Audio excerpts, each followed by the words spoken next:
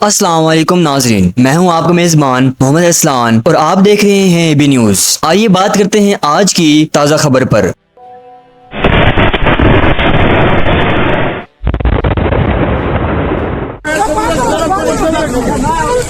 سرینگر مقبوضہ کشمیر میں Nowgam police station میں دھماکے کی خبریں ایک المناک سانحے کے طور پر سامنے آئی ہیں، جس میں کم از کم 9 افراد ہلاک اور 32 زخمی ہوئے۔ پولیس کے سربراہ نیلین پربھات نے ایک پریس کانفرنس کے دوران بتایا کہ دھماکہ اس وقت ہوا جب FSL کی فورینسک ٹیم انتہائی احتیاط کے ساتھ دھماکہ شدہ مواد کے نمونے لے رہی تھی۔ حادثے کے وقت صبح 11:20 تھے جب یہ بدقسمت واقعہ پیش آیا اور پولیس چیف نے واضح کیا کہ سانحے پر کسی قیاس آرائی سے گریز کرنا چاہیے۔ ہلاک ہونے والوں میں فورینسک ٹیم کے 3 افراد، 2 ریونیو افسران اور دیگر ملازمان شامل ہیں، جبکہ زخمی میں 27 پولیس اہلکار، 2 ریونیو افسران اور 3 شہری شامل ہیں۔ تاہم زخمیوں کو سری نگر کے قریبی اسپتال منتقل کیا گیا، جہاں ان کا علاج جاری ہے، اور دھماکے سے پولیس اسٹیشن کی عمارت شدید متاثر ہوئی، جبکہ آس پاس کی عمارتیں بھی نقصان پہنچنے سے خالی نہیں رہی۔ پریس ٹرسٹ آف انڈیا کے مطابق دھماکہ اس وقت ہوا جب وائٹ کالر دہشت گردی کے کیس میں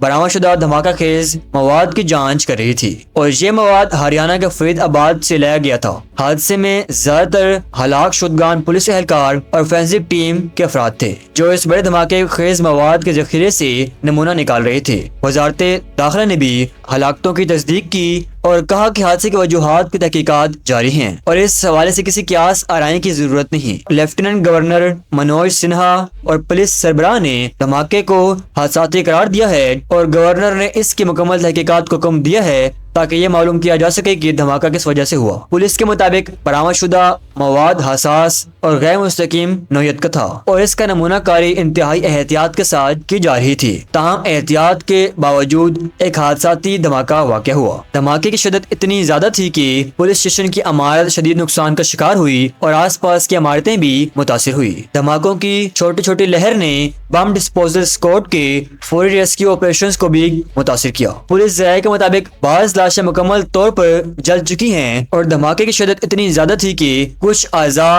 قریب کے گھروں میں پولیس اسٹیشن سے تقریباً 100 سے 200 کلومیٹر کے فاصلے پر پائی گئی۔ یہ دھماکہ نیو دہلی میں 4 دن قبل پیش آنے والے کار دھماکے کے فوراً بعد ہوا، جس میں کم از کم 8 افراد ہلاک ہوئے تھے اور جسے بھارتی حکومت نے دہشت گردی قرار دیا تھا۔ انڈیا کی NIA اس دھماکے کی تحقیقات کر رہی ہیں، تاہم ابھی تک کسی گروہ یا ملزمان کی شناخت نہیں ہو سکی کہ یہ اندرون ملک تھا یا بین الاقوامی روابط رکھتے تھے۔ بھارتی میڈیا نے اس دھماکے کو 10 نومبر کے کار بم دھماکے سے مشروط کرتے ہوئے رپورٹ کیا کہ دھماکے سے کچھ گھنٹے پہلے مختلف علاقوں میں چھاپے مارے گئے اور دھماکہ خیز مواد اور اسلحہ برآمد کیا گیا۔ چھاپوں کے دوران مقبوضہ کشمیر کے مختلف علاقوں میں پولیس نے سیکورٹی اقدامات بڑھا دیے اور مختلف انسٹیٹیوشن اور یونیورسٹیوں میں چھاپے مارے گئے، جن میں الفلاح یونیورسٹی، فرید آباد اور پلوامہ کے کچھ گھر شامل ہیں۔ یہ کارروائیاں نیو دہلی دھماکے کے بعد سیکورٹی کو سخت کرنے کے لیے کی جا رہی ہیں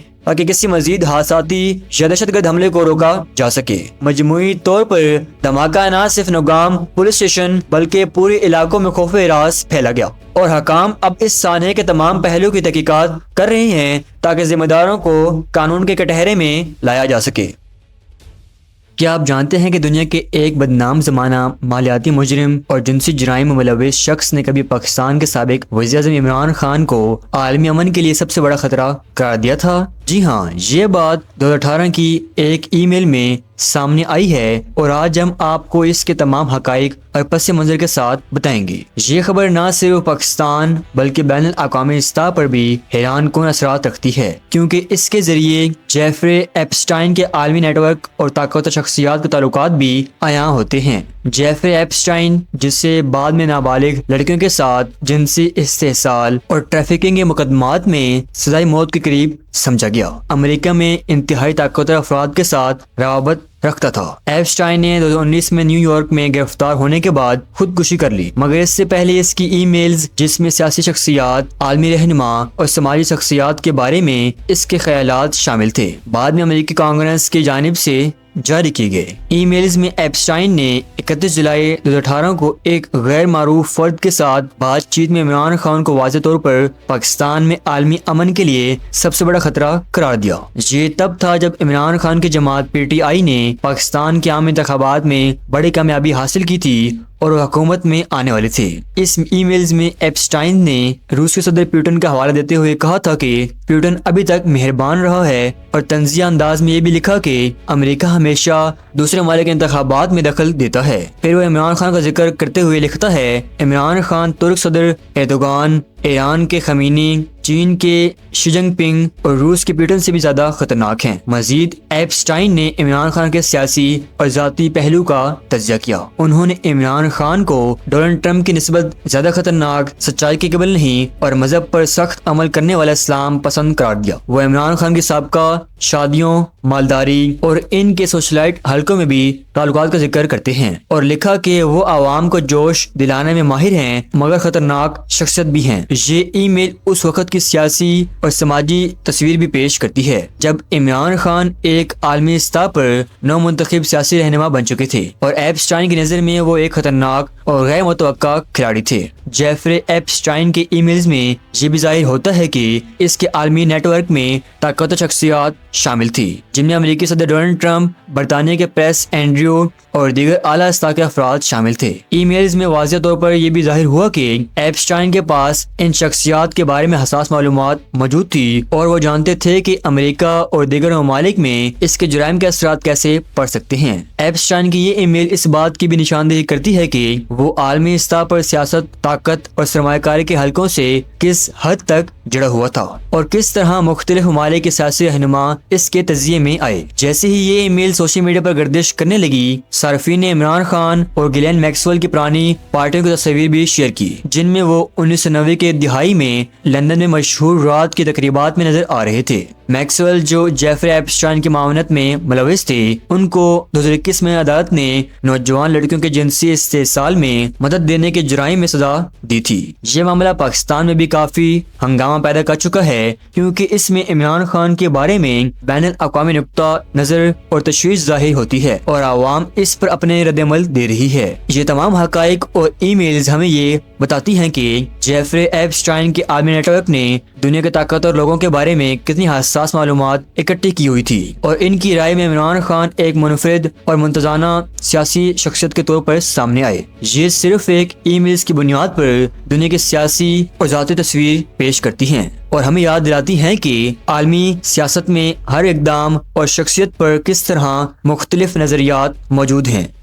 دنیا کے سب سے اہم سمندری راستوں میں سے ایک اسٹریٹ آف ہارموز آج پھر ایک سنسی خیز واقعے کا مرکز بن گیا ہے۔ ایران کے انقلابی گارڈز نے ایک تیل بردر ٹینکر کو قبضے میں لے لیا، جس کے ساتھ 30,000 ٹن پیٹرولیم مصنوعات موجود تھی، اور وہ سنگاپور کی طرف جا رہا تھا۔ آئیے دیکھتے ہیں یہ واقعہ کیوں اہم ہے، اس کے پیچھے کیا قانونی اور جغرافی پہلو ہیں، اور عالمی سطح پر اس کے اثرات کیا ہو سکتے ہیں۔ ایران کے ریولیوشنری گارڈز نے ہفتے کے روز اس بات کی تصدیق کی کہ انہوں نے ایک آئل ٹینکر تلارا کو قبضے میں لیا، جو مارشل آئس لینڈ کے جھنڈے تلے چل رہا تھا۔ IRGC کے مطابق یہ کارروائی ایک عدالتی حکم کے تحت کی گئی، جس میں ٹینکر پر موجود غیر قانونی کارگو کو ضبط کرنے کا حکم تھا۔ ٹینکر میں 30,000 ٹن پیٹرولیم مصنوعات موجود تھی، اور وہ سنگاپور کی طرف روانہ تھا۔ ایرانی نیوز ایجنسی فارز نے بتایا کہ یہ اقدام کسی دوسرے ممالک کے خلاف نہیں بلکہ ایک مقامی معاملہ تھا، اور ضبط شدہ کارگو ایران میں تیار کردہ پیٹرولیم مصنوعات پر مشتمل تھا،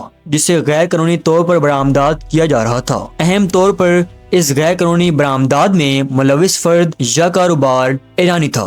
یہ ٹینکر UAE کے آجمن بندرگاہ سے روانہ ہوا تھا اور اسٹریٹ آف ہارموز کے ذریعے جنوب کی طرف جا رہا تھا۔ اس دوران 3 چھوٹی کشتیوں نے اسے گھیر لیا، جس کے بعد ٹینکر نے اچانک اپنا کورس تبدیل کیا، جس کی وجہ سے ایران کی IRGC فورس نے اسے روک کر قبضے میں لے لیا۔ یہ واقعہ اسٹریٹ آف ہارمز میں رونما ہوا، جو عالمی سطح پر توانائی کے اہم ترین پانی کے راستوں میں شمار ہوتا ہے۔ یہاں سے دنیا کے تقریباً 20% تیل کی ترسیل ہوتی ہے، اور یہ علاقہ ہمیشہ سیاسی اور عسکری کشیدگی کا مرکز بنا رہا ہے۔ امریکہ کے 5th فلیٹ جو اس خطے کی نگرانی کرتی ہے اس نے اس واقعے کے دوران کہا کہ وہ صورتحال پر فعال طور پر نظر رکھے ہوئے ہے۔ انہوں نے یہ واضح کیا کہ تجارتی جہازوں کو عام طور پر آزادانہ نیویگیشن اور تجارتی حقوق حاصل ہیں اور کسی بھی غیر قانونی قبضے یا مداخلت سے بچنے کے لیے نگرانی ضروری ہے۔ یہ واقعہ پچھلے سال کے واقعے کی یاد دلاتا ہے جب ریولیوشنری گارڈز نے ایک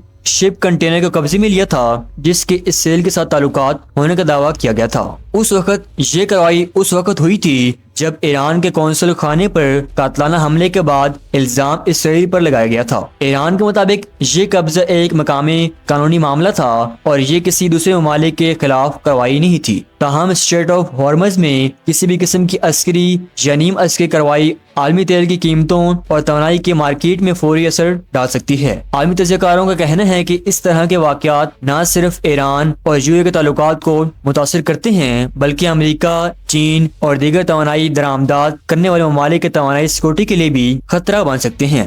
یہ واقعہ یہ بھی دکھاتا ہے کہ بین الاقوامی پانی میں کارگو کی قانونی حیثیت اور ممالک کے مابین کشیدگی کس طرح عالمی معیشت پر اثر ڈال سکتی ہے۔ اس واقعے نے اسٹریٹ آف ہارمز کی حساسیت کو دوبارہ اجاگر کیا ہے اور یہ ظاہر کیا ہے کہ ایران اپنی قومی سلامتی اور قانونی احکام کے تحت کسی بھی غیر قانونی کارگو کو روک سکتا ہے۔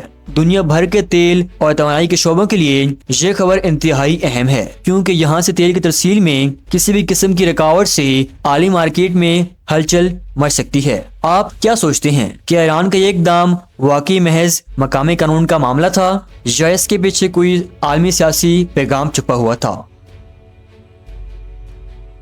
یہ تھی اب تک کی مکمل تفصیل۔ جیسے ہی مزید خبریں آئیں گی ہم آپ کو آگاہ کریں گے۔ ملتے ہیں اگلی خبر میں۔